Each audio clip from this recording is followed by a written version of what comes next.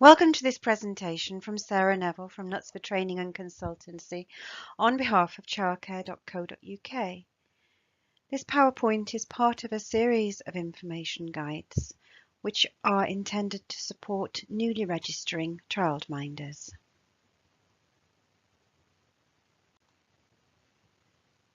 You must comply with both the Early Years Foundation Stage, the EYFS, and the Childcare Register when you register as a childminder. They are both law. You need to read them, but you should do this as part of your pre-registration training course. A good Introduction to Home-Based Childcare course will cover all aspects of how to manage your childminding service, including how you will support children's learning, health and safety, safeguarding, and how to run a small business.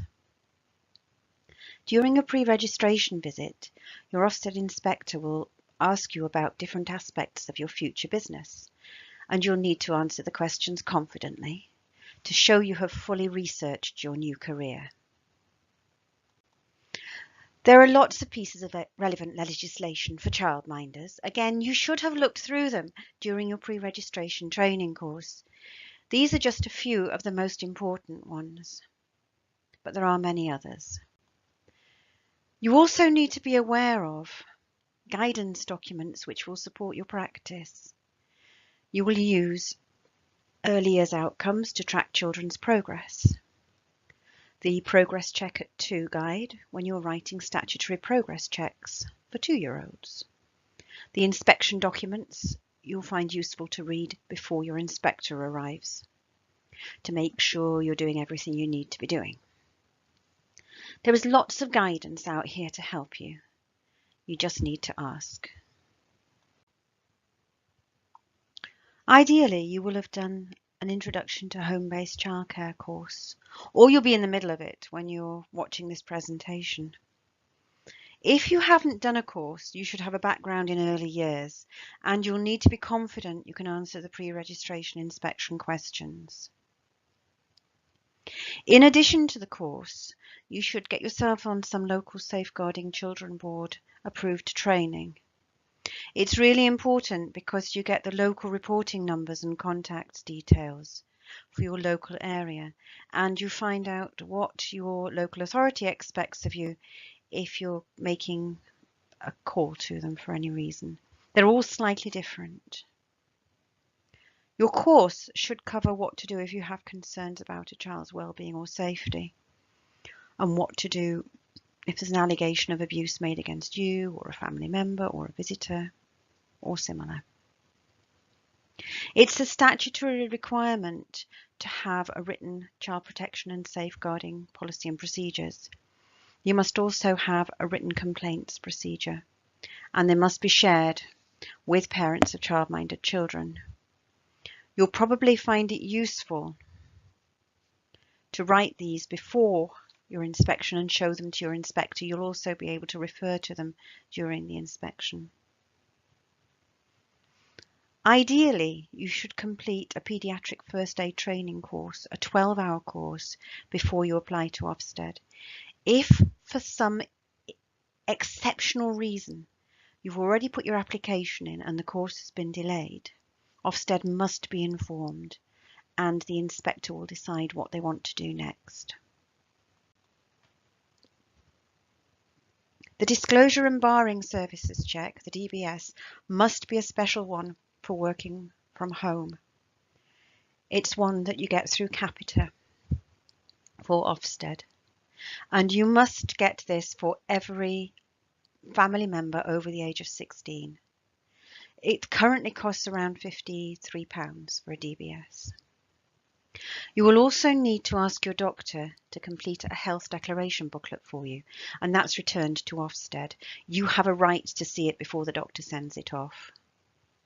It's worth noting if you have any medical conditions that might impact on your childminding, these will be disclosed when the doctor completes your declaration booklet. Ofsted consider every situation individually, but they might ask for further evidence from their own medical practitioners before completing your registration, and this is likely to delay your application. You need to check you have enough floor space for the children. Floor space is calculated by measuring the amount of clear space inside the house, which children can use for play. It doesn't include hallways or kitchens, or under things. You should do this as part of your business plan and include dimensions, using the EYFS to work out how many children of different ages you might be able to care for. We also need to think about ratios. Childminders can typically care for 3 children under the age of 5 and 3 children over the age of 5. One of the under 5s can be a baby. And children are classed as 5 for your ratios when they start school, even if they're 4 by birthday. If you have lots of children of your own, you might find you don't have enough space in ratios because your children always count when they're on the premises. Some childminders need planning permission to work from their homes. This is especially relevant if you want to work with someone else. You should check locally if you think this might apply for you, because you will need the planning permission in place before you register with Ofsted. As part of your registration process, you'll also need 2 referees. Make sure they know that Ofsted are going to be writing to them. Make sure they know what to say about you, and ask them to write it quickly. You don't want their part of the registration progress to delay the whole thing.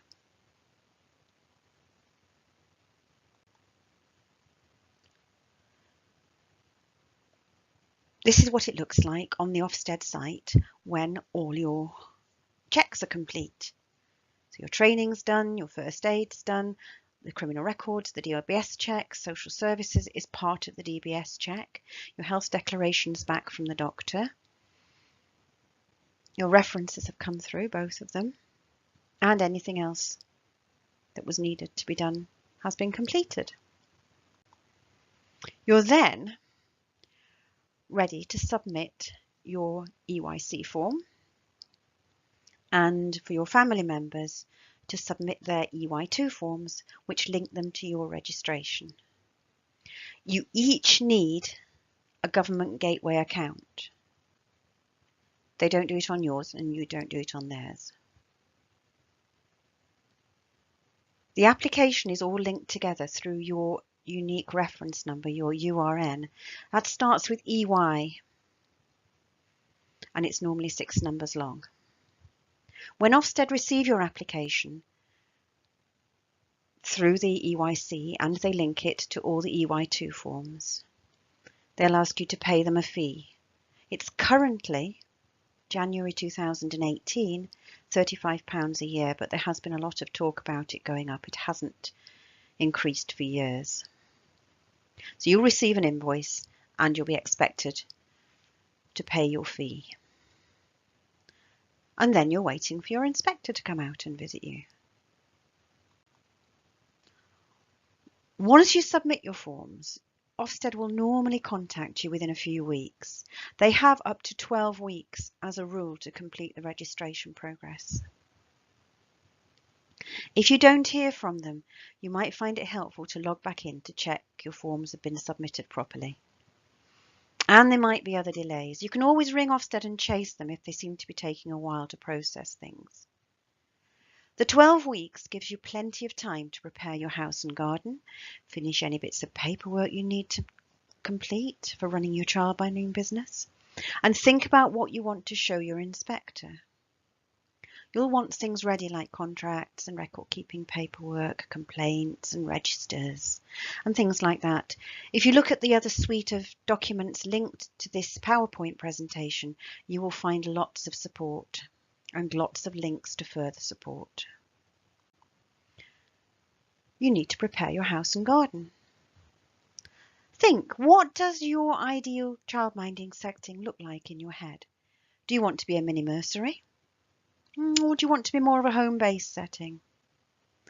What are the main barriers? Money, time, family demands. Think about how you'll work around them. Consider your storage, floor space, making the best use of space available. With this shelving unit, if it doesn't fit on that run, it doesn't happen. We don't have it. All the resources are there, and they're by age of child. Think about light and colour Think about your outside spaces. They need to complement your learning inside. What do babies need? What do older children need? You don't need everything in place straight away, but you do need a wish list. You do need an idea of what you're wanting to put together. Will you take on school children? You need to think about where they'll do their homework, where they'll play. They're big, school children. They take up a lot of space. There aren't any floor space regulations for over 5s. But the EYFS does say you have to put the needs of the little ones first. You'll have been putting together an evidence folder as part of your pre-registration training, and you should be adding to it as you go along. Keep a list of things to do, an action plan in the back, and tick off as you go as well. It shows how you've reflected and updated as you change things, and it's really a valuable resource to look back on, especially early on when you're getting your head around things. Think about your resourcing for the areas of learning. There are 7 areas of learning in the EYFS.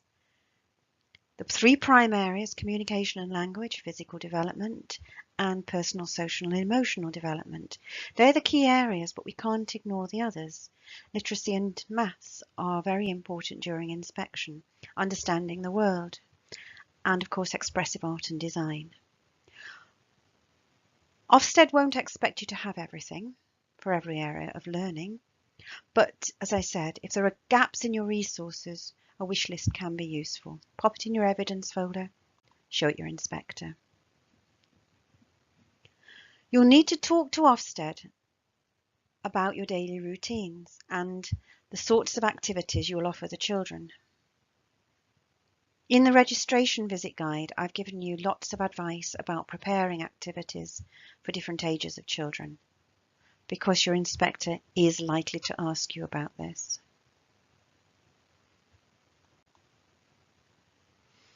Early years providers are required to demonstrate that the children in their care are making good progress from their starting points.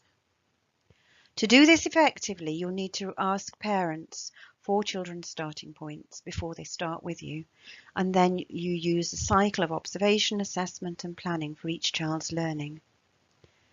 You'll need to source paperwork or write it yourself that allows you to record children's ongoing progress quickly and easily.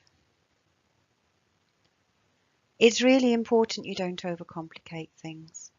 Set yourself up with too much to start with, and it becomes an ongoing battle. There's also a statutory requirement in the EYFS to complete a 2-year progress check for every child in your care who's between the age of 2 and 3 years. That must be done. We do ours at 26 months, but everyone's different. And in some areas of the country, there's something called an integrated review, which links the progress check with the health visitor check. You should have been told about that on your local training. You'll need to ensure your house and your garden are safe. And it's recommended you complete a few key risk assessments for the house, the garden, and different types of outings. These will allow you to show to your inspector that you take children's safety seriously. Think about how you'll keep children healthy as well. Not just food and drink, which we'll discuss in a minute, but also through healthy exercise, lots of outings with movement involved, hand washing, developing independence, things like that. Your inspector's likely to drop in a few questions, especially about independence. They're quite keen on that. When we're thinking about food and drink, you need to consider what food you will provide. Do you intend providing food, or will you ask parents to send it? Health and safety in the kitchen's a consideration. You'll need to use the guidance Safer Food, Better Business for Childminders. Think about how you'll teach children about healthy eating and healthy bodies, hand washing facilities, things like that. Did you know there's an EU requirement to record allergens in children's food? The requirement is actually to be able to inform parents, if asked, which of the 14 most common allergens are in their child's food. Did you know the EYFS requires you to record children's allergies and, of course, to make sure the food you provide doesn't make them ill? Will you charge for food and drink if you provide it? Or will you include it as part of fees? You need to think about food and drink in relation to your fees policy, especially if you're going to offer the funded hours, because they might not equal your normal hourly rate. Think about the types of meals and snacks you'll offer. The EYFS says they must be healthy and nutritious, and of course they must be prepared safely. There's no requirement for childminders to do a food hygiene course, but you might find one useful. You might also find it useful to put together a menu. It will save you time and money in the long run and help you show parents and Ofsted that you're feeding the children well.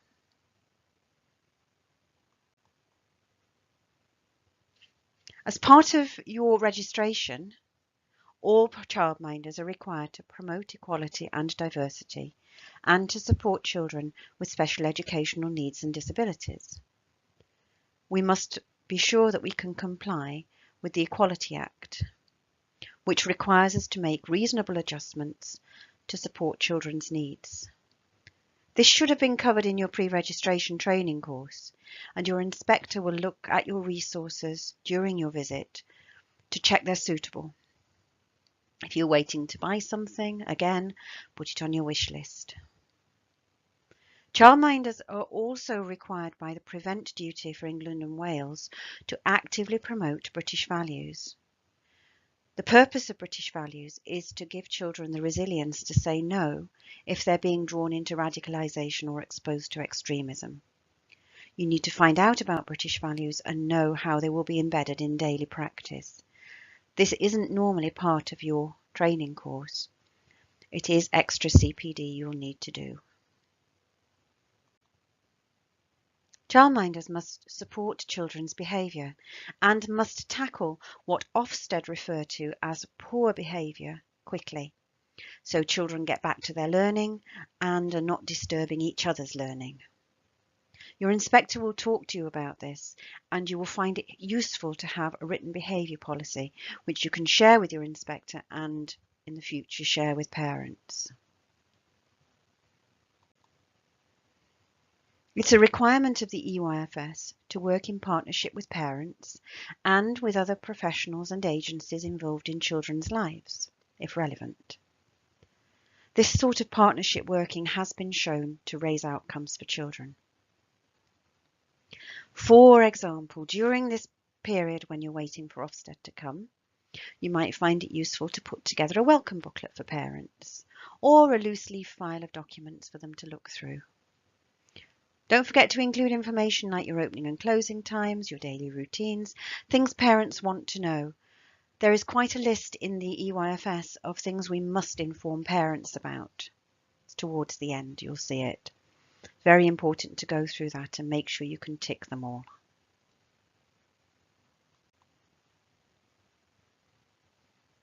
By the time your inspection comes round, you should have a good evidence file or evidence information, and you should make sure you can find things easily. Some of the things we've talked about are on this slide, and you'll have done them as part of your course. What you need to demonstrate during that meeting with Ofsted is that you're ready to go. You're ready to start work as soon as your certificate arrives. If your inspector asks you questions and you can't answer them, then he or she will think, is this person ready to be a childminder? And they may say no. You will be able to look back at your documents, say, it's in my safeguarding policy, let me just pull it out and show you, it's here, look, and things like that. But you do need to know where it is, where the evidence is in the first place. At the end of your visit, your inspector will say yes or no verbally, but they will have to go back to the office and check all the evidence first. And you cannot work as a childminder until you've received your certificate. You can advertise, making it very clear that you're not yet registered and you do not have a date for registration. but you can't take children until that certificate and the parents' poster and any other documentation is on the wall. There's a useful links document which goes with this presentation, which will give you all the different places to get information. Congratulations! Assuming all's well and everything's gone past and you've got your certificate, you'll need to change your advertising and say, I'm now registered. And of course you tell absolutely everyone you're now a childminder looking for work. Update your Childcare.co.uk website. There is a useful tips for writing your profile on there. You might find that interesting to read. And think about how you're going to run your business. You'll need to buy your public liability insurance. That is free as part of your Childcare.co.uk Gold membership, but you do need to opt in. Register with ICO, buy your business insurance for your car. That shouldn't actually cost that much more. Speak to your insurance company. If they start putting lots of money on it, speak to a different insurance company. Tell your house insurance you're registered. Some house insurance companies don't cover childminders for accidental damage. If that's important to you, again, you may need to shop around. And then you need to tell HMRC, Her Majesty's Revenue and Customs, register as self-employed to pay your self-employed tax and national insurance. Don't forget, if you receive benefits, that you'll need to inform them that you're self-employed as well, and your benefits might change. You need to be prepared for that. Because of course you can't give them a figure, can you? You can't say, I'm going to be earning X amount, because you don't know until you've got some children on your books. It's really important that you stay up to date once you're registered. Keep learning, keep attending training, read blogs, access the free Childcare.co.uk webinars. They're free for everyone. You don't need to be a gold member to watch and listen to them. When Ofsted come out to re-inspect you within 30 months of your registration, or sooner if there are any problems highlighted, they will look at your continuous professional development. And they'll want to see that you've been constantly updating your skills and knowledge and reflecting on it. So you can say, I went on this course, and from the course I learnt this, and as a result of this, I've changed something, and it's raised outcomes for children because we're now doing this, and it's so much better. Things like that. And network with other local childminders. Share ideas and practice. Go to training together. Make some new friends if you don't know them already. See if they've got a local group or a local network you can join. Do you have any questions? If you need help, you'll find 22,000 plus childminders on the Independent Childminders Facebook group, all keen to help you. The group is owned and managed by Childcare.co.uk, who also commissioned this series of information guides for pre-registration childminders. Or you might prefer the Childminding forum if you're not a Facebook fan. Goes at a slower pace, the Childminding forum, and has a lot of members as well. All equally helpful, all there to support you. I hope you found this presentation useful and informative. It was presented to you by Sarah Neville from Nuts for Training and Consultancy on behalf of Childcare.co.uk, the easy way to find local childcare. Good luck with everything.